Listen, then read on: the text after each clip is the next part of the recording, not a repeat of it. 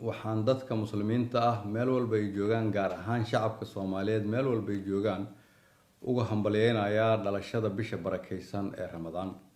waxaan leeyahay Ilaahay Ramadaankan ha nooga dhigo Ramadaan khayr qaba.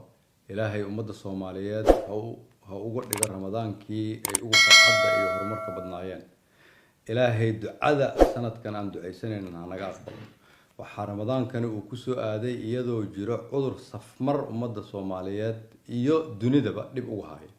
Ilaahay waxaan leeyahay maadaama aan dad muslimiin nahay inuu cudurka naga qabto ummadda Soomaaliyeed u dhib yareeyo. sidoo kale waa inaan uga faa'iideysanaa baryada Ilaahay inaan Ilaahay ka barino in cudurkan Ilaahay uu dhibkiisa naga yareeyo. laakiin waa inaan anagu marka hore la nimaadnaa dulqaad alla ka cabsi anagu inaan isu gurmano qof waliba qofka kale u daryeelo.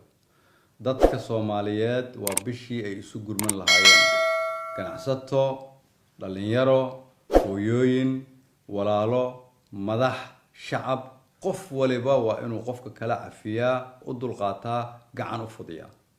bishan aan uga faa'iideysano Ilaahay inaan u dhawaano aan uga faa'iideysano inaan cudurkan ka wada hortagno una isticmaalno bisha Ramadaan fadligeeda iyo dhaqankeedaba inay noo noqoto bishii aan cudurkan uga adkaan lahayn.